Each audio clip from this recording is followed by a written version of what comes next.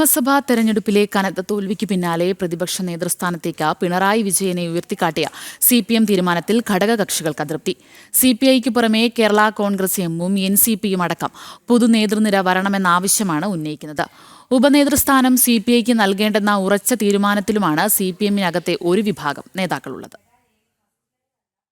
CPM സംസ്ഥാന secretariat PB യോഗം സംസ്ഥാന കമ്മിറ്റി പരാജയം വിലയിരുത്താൻ ചേർന്ന യോഗത്തിലെല്ലാം രൂക്ഷ വിമർശനങ്ങളാണ് നേതൃത്വത്തിന് പുറമെ പിണറായി വിജയന് നേരെയും ഉയർന്നത്.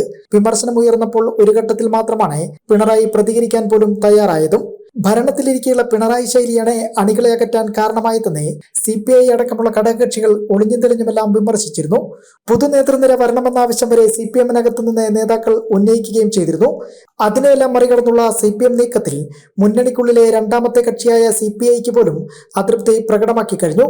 നിലവിൽ CPIക്ക് പുറമെ കേരള കോൺഗ്രസും NCP അടക്കമുള്ള ഘടകകക്ഷികൾ പിണറായിക്ക് പകരം മറ്റൊരാൾ ആസ്ഥാനത്തേക്ക് വരണമെന്നായിരുന്നു ആഗ്രഹിച്ചത്.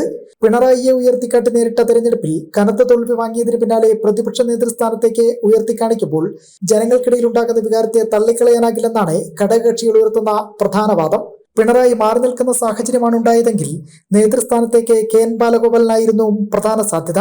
അങ്ങനെയെങ്കിൽ ഉപനേതൃസ്ഥാനം ആവശ്യപ്പെടാനുള്ള നീക്കങ്ങളായിരുന്നു CPI നടത്തിയത്.